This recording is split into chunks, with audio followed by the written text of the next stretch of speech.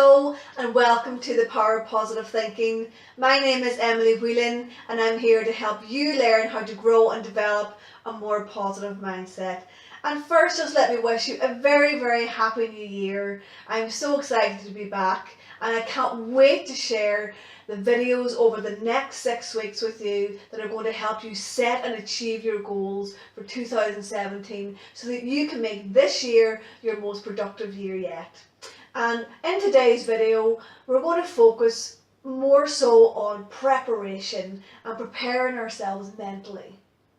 In today's video training, I'm going to share 6 steps with you that are really going to help prepare you mentally for setting and achieving your goals this year. And then I'm going to share some of my own strategies that I use myself that have really helped me set and achieve my own goals. So you don't want to miss out on today's video. So go grab yourself a pen and paper and come back.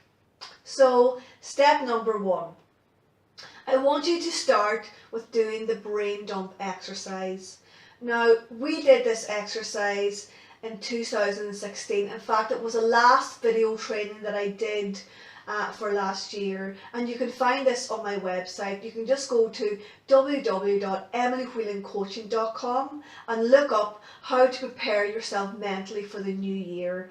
And this is where I share all the details of how to do the brain dump exercise. So if you haven't done it, just go back and do that now before you start moving forward with today's video training. It's really important.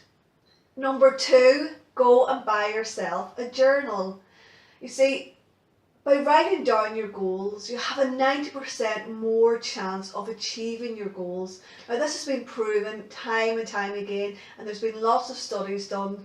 So please get yourself a journal. It doesn't have to be anything fancy. You can get one in the shop for a couple of euros, or you can buy something maybe online if you want to get something more special. You know, maybe somebody can give it to you as a gift, maybe for birthday or something coming up. So again, it's really worthwhile having all of your ideas in the one place. There's no point in having scraps of paper written here and there because they're just going to get lost. And you really want to start as you mean to go on. Step number 3 is to create some space. You're going to need time, focus, and energy to put into achieving these goals and to follow this plan over the next 6 weeks if you want to see results.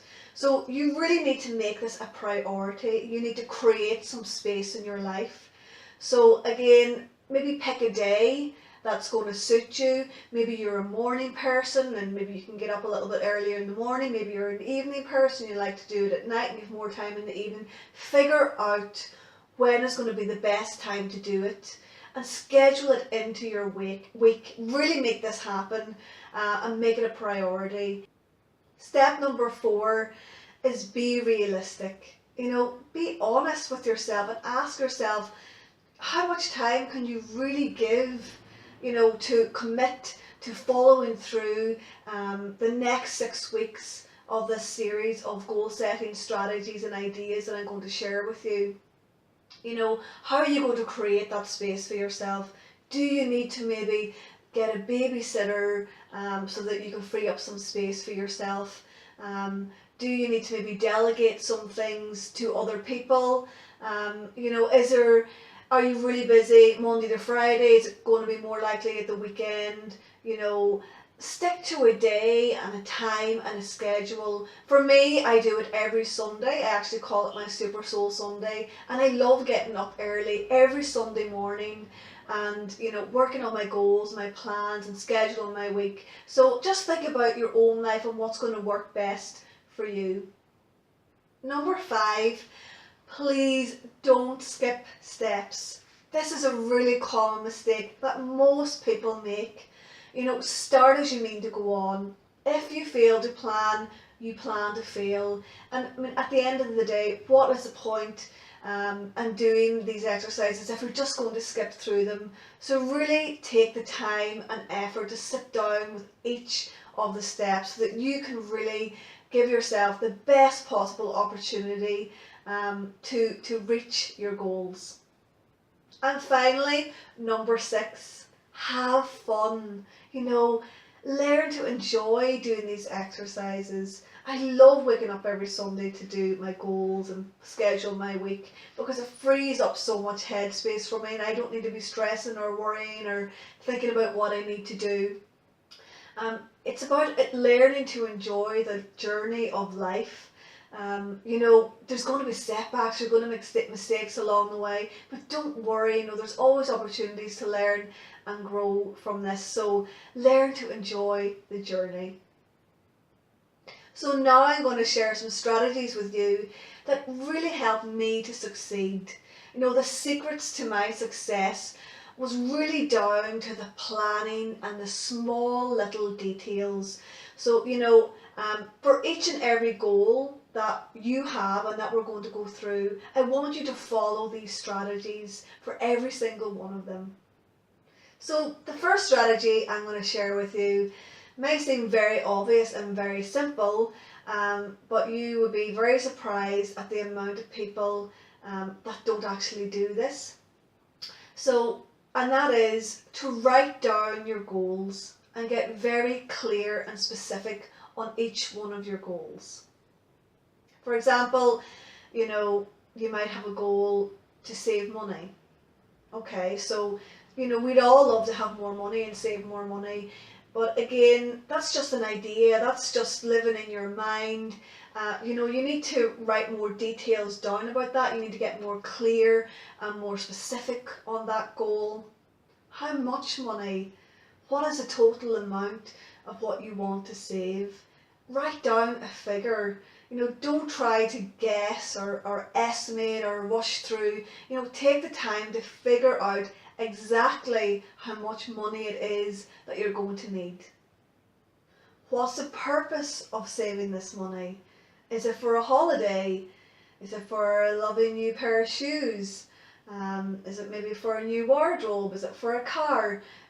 Be specific. And then ask yourself, is this realistic? Be honest with yourself. Can you afford to save X amount every week? Or do you need to earn more money? Or do you maybe need to cut back on certain things? Because you really need to commit to following through with all of this at the end. And finally, ask yourself, what's the timeline? Are you going to give yourself a couple of weeks? Maybe 3 months? Maybe it's going to take a little bit longer, maybe it's going to take 6 months, or maybe up to a year. So again, get very clear about that too, because you need to be specific here and really get down to the nitty gritty details of each and every one of your goals. So the next strategy I want to share with you is identifying whether it's a short term, a medium term, a long term, or indeed a lifetime goal. So a short term goal would be anything from say 1 to 3 months. So maybe something that you get done in a couple of weeks, or it may take you 1 to 12 weeks to get there. So it's just to give you a little estimate. And something like that might be saving for a weekend trip away or some kind of a little mini break, just to give you an example of what a short-term goal might be. A medium-term goal would take a little bit longer, so you'd be looking at maybe 1 to 6 months of time and energy invested into that goal. So it may be something like maybe a 2-week holiday in the sun, where there'll obviously be a bigger budget involved and you'd maybe need to take a little bit more time to save for that. A long-term goal, then you're maybe looking at allowing yourself maybe 12 months to reach that milestone. So that might be something like saving money for a deposit for a house or a mortgage or something like that there. And then finally, a lifetime goal could obviously take a couple of years for you to achieve this. So something like building your dream home might be an idea for a lifetime goal, just to get you thinking about short term, medium term, long term and lifetime goals. By looking at each of your goals and breaking them down into these different terms. It's a great way of giving you a visual picture of how your year is going to unfold and how it's going to look. So it's just a really worthwhile exercise to do. And the next strategy, which is really, really important actually, and that's to identify your why. Why do you want to achieve this goal? Because once you understand your why, that's what's going to keep you motivated. That's what's going to help you to stay on track when you feel like giving up and you have those temptations to quit. For example, one of my own personal goals that I had for last year was to learn how to record and to edit my own videos so that I could share them with you, and here I am now in the new year still creating video content, and I'm really, really enjoying it. But back then when I first started, a lot of fears came up for me, a lot of worries came up for me. There was a lot of things that I had to learn, and hurdles and obstacles and setbacks that I had to overcome along the way. But the one thing that kept me going was understanding my why. And that's what kept me motivated and helped me to stay on track so that I did achieve that goal. And I'm so glad that I really did take the time and dedication to really get to understand, why I was doing this for myself. So there were a few reasons, why I want to achieve this goal. And I suppose the main one was a really strong desire to help inspire and motivate people to follow their true ambitions and discover their true potential in life. And I also wanted to reach a much wider audience and branch out into the world and really stretch outside of my comfort zone as well. And I have always had this kind of idea of doing an online training course someday, and it was going to give me the opportunity to practice being in front of the camera so that I could find my own voice and get better, and hopefully one day create my own online course. And so that concludes this week's training video. I hope you enjoyed it, and I know I've given you lots to think about in this week's video, so you have plenty of work to be getting on with over the next few days until I see you again next week, so that you can start mentally preparing yourself.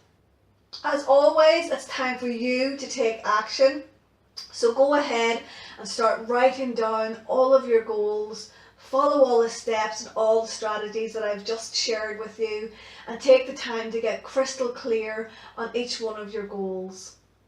And please don't worry if you're finding it difficult, if you're struggling to get clear on your goals or even to come up with some goals.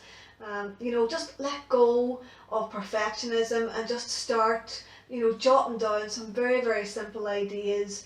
There's no right or wrong way to complete these exercises. It's just about getting started. So even start with just, one very simple goal, and just follow the steps.